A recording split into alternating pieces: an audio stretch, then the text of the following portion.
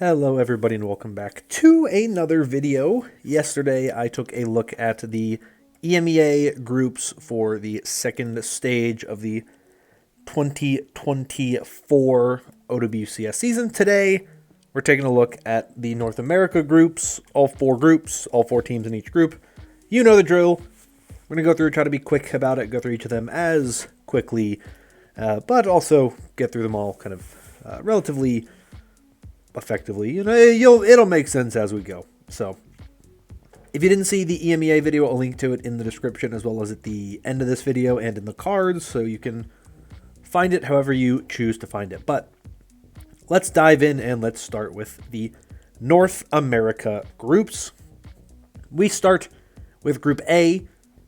This group consists of the Toronto Defiant, Dill Ducks, Visored, and Who Is Goldfish. Interesting group here. The seeding in North America is very odd in this tournament. A lot of teams that arguably are better than others in terms of their previous performances and stuff like that. Had tough games where they had to play some really good teams, and so they ended up maybe lower than you would expect them to be in terms of seeding. Yet somehow, after all of this, with teams in really odd places, the Toronto Defiant once again find themselves in a group with pretty much no competition. This Defiant team, if memory serves me correctly, they're one of two teams currently undefeated in the Overwatch Champion Series. The other being Veryl. Don't know how long that will last, but will last. Well, I can't speak. But the Defiant, really, really good. No change to their roster. Pretty solid core from them. Other teams in their group, you have Dill Ducks. This team is mostly comprised of a collegiate roster. So it's the players from St. Clair College, which is a Canadian school. So, not bad from them. They've actually done pretty well, some of the players on this team in the past. And so it's an interesting team to look at. I think they're going to be an interesting one to watch, but I don't really know much about this team. I don't know much about the players on this team. I'm not very familiar with any of the players on this team, but they have a decent chance, I think, to potentially make it out of this one. Next, you have Visored, another team. I don't really know much about the players on this team. Like I said, I really don't know how the Defiant keep getting in this position where they're playing against teams that I've literally never heard of. Most of the players on it, I think it's a lot of just up-and-coming talent in North America, where as much as there is some really good talent, they're kind of all on the same team most of the time. A lot of them are just kind of stacking some of these really top-heavy teams. But I think a lot of the players in this team are, once again, the collegiate players. I think a lot of what we're seeing in this open system is a lot of just collegiate guys, a lot of collegiate talent kind of coming together and competing in that way. So this is a team, like I said, I'm not super familiar with. Final team, Who Is Goldfish, is also, as far as I'm aware, a lot of collegiate players. I don't know if they're all from the same school or not. I think that a lot of them, at the very least, are representing, let's see. Biz represents Lourdes University. Let's see where Shaq and Reverse are coming from. Shaq most recently played for Dragon Dance, which I have never heard of this team before. Played on Nick's sleepover party in the past. Okay. Reverse looks like was not... Oh, from a Miku fan club. Wow, interesting. So that's a team. I don't really know many of the players in this team, so this is an interesting, really... I don't even know what to make of this team, honestly. This group in general is just a tough read outside of the Defiant. The Defiant are going to stomp all three of these teams. From there, I don't know who's going to win. This is not a group that has a lot of really, really, really well-established teams. None of these teams competed in the group stage in Stage 1, and obviously none of them made the main event, so it's tough just looking at this group to try to kind of really get a read on where these teams are. But the clear-cut thing is that Defiant should be fine and should probably have a pretty easy run in their group. I'll say Dilduck's probably the other team to come out of this one, but honestly, I have no idea. I don't know anything about the other teams in this group. So, unfortunately, we will have to wait and see before we have any real idea of where they are. Next group, Group B. This is kind of the group of death in NA. You have Timeless, you have LG, Citrus Nation, and Daybreak. Timeless, of course, got second in the NA tournament for the main event, the grand finals, losing to the Toronto Defiant. LG, another team that did very well. They, I believe, finished fourth in the tournament. You have Citrus Nation, another team that did okay in theirs. They actually were the team that, kind of surprised everybody, beating LFO early on, and then had a pretty close series with Luminosity in the group stage. So that team sticking together with a potential rematch against LG. I actually believe they are playing round one. And then you have Daybreak. This is a team, a lot of the players on this team are from, or at least were, players that played in Calling All Heroes. Now, here they are once again competing for a potential spot in the main event. And I think this is one of those groups where it feels pretty clear-cut who moves on. I think Timeless and LG are simply just better than the other two teams in this group. I think Citrus Nation is a potential good team, but I think this is a group that's too tough. I think just Timeless, LG are both phenomenal teams. I think there's a bit of a gap between them and the other two teams in the group. You look at Group A, you would have wished a team like Citrus Nation made that group, because that would have upped their chances 100% of making it out of this group stage. But I think Timeless and LG are too good. As far as I'm aware, both of these teams are 100% the same as they were in Group A. I don't think either of them made any changes. So, this is a team pretty comfortable with what they have, pretty confident in their abilities, and I think they're a team that just ultimately looks to be competing towards the top. LG, obviously, a little bit of a disappointing finish for them. I believe they're currently sitting in third, just because of the way the points totals went. They may have dropped back down to fourth. I don't 100% remember, but really good teams here with Timeless and LG. I do think it's tough for Citrus Nation to jump over either of them. I especially think it's hard for Daybreak.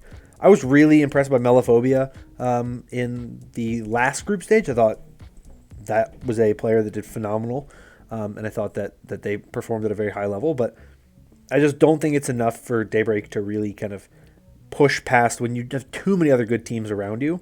I think it's going to be a difficult one to look at. So, unfortunately for Daybreak and Citrus Nation, I just don't see it happening. But maybe I can be surprised. English, despite being my first language, I don't know how to speak it. But I do really like Timeless and LG to move out of this group. I think there's pretty obvious reasons why they're the favorites. They seemingly are the top teams, possibly two of the top four teams in the entire North America region. So no real shocker to put them pretty high on this list as a potential moving on. Next, we have Group C. This group is headlined by M80, and then you also have Pirates in Pajamas, Shikigami, and a team that I don't know if they're going by the name O3 Splash or Unk Inc. for the actual tournament. Liquidism is O3 Splash. Blizzardism is Unk Inc., so I honestly have no idea what they're going to be. But this is a very fun group. M80 made a couple changes to their roster after last stage. No more Hydron. No more Lep and Renko.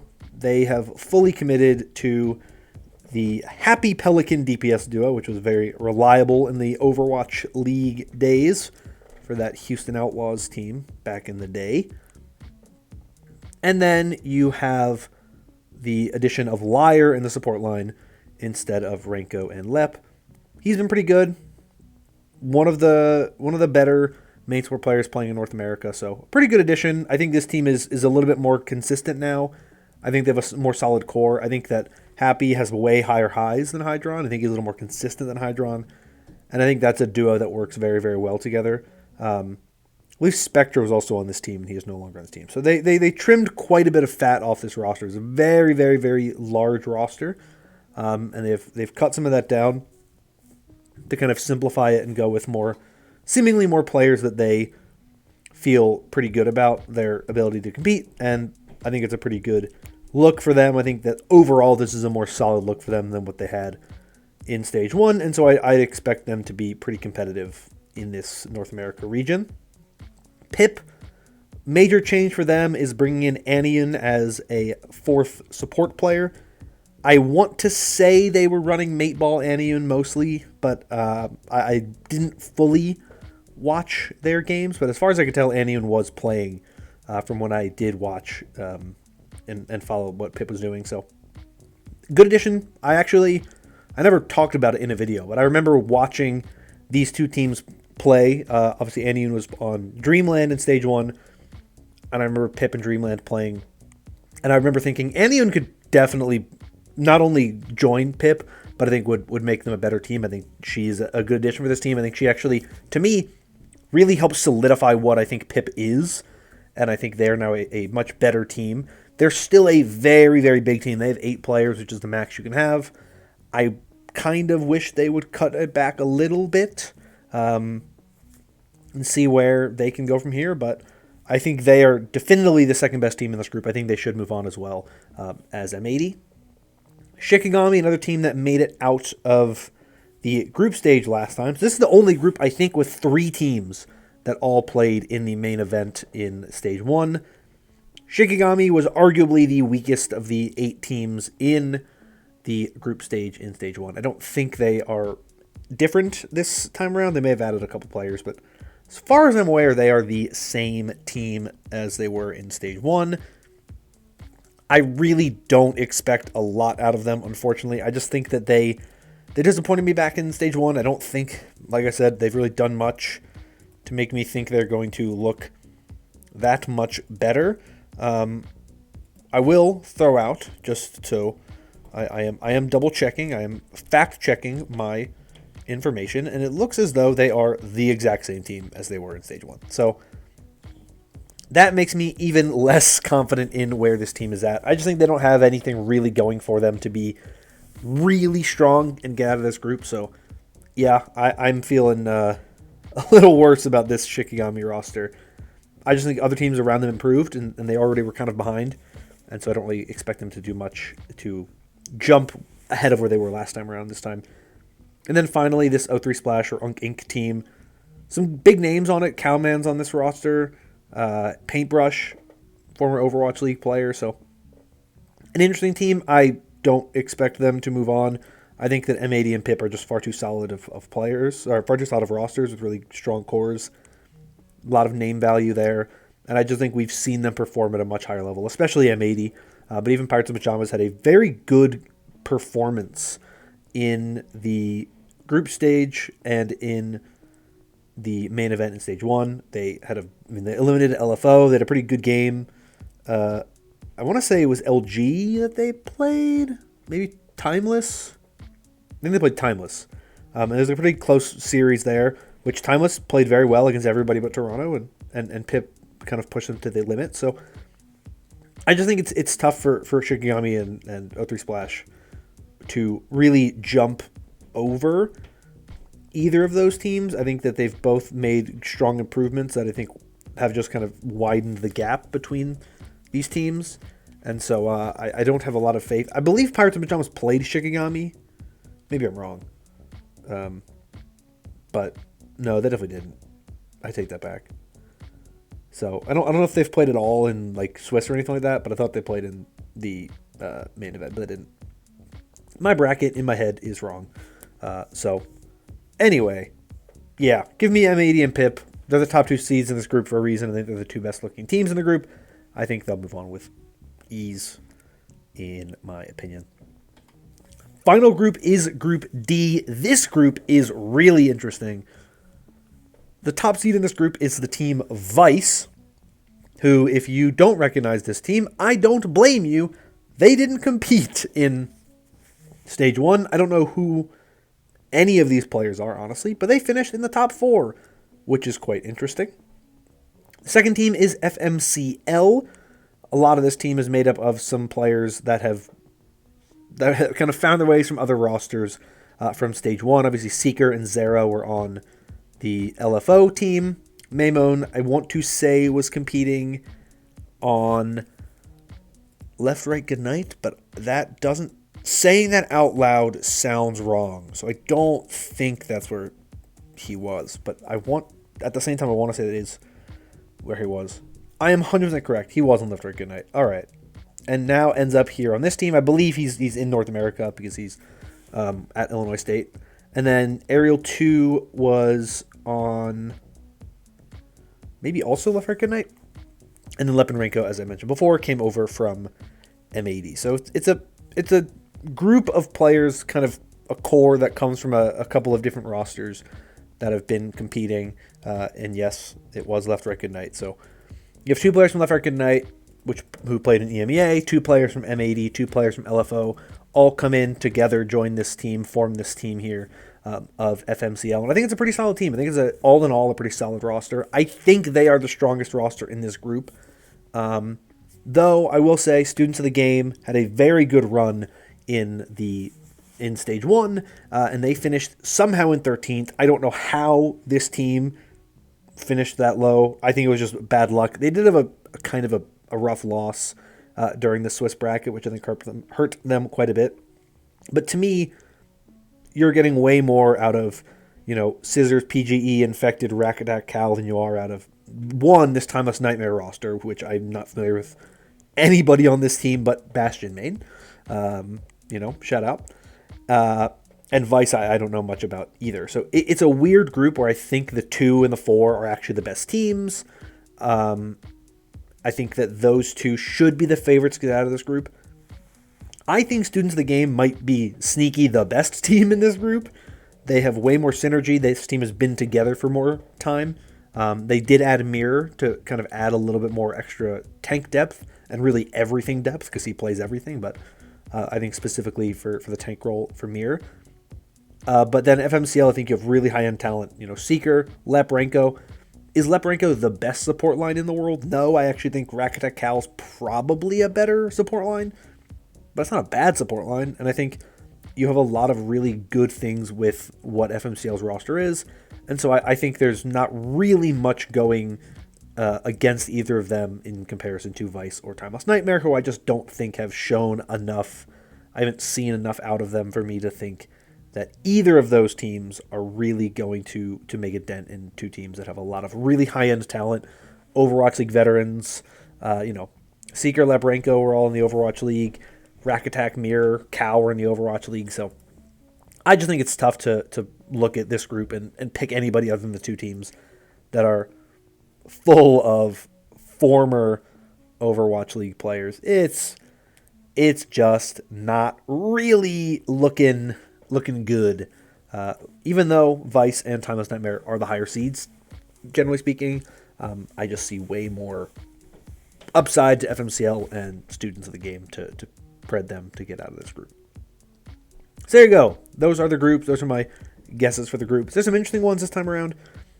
North America is really odd because I feel like North America's talent is so much more...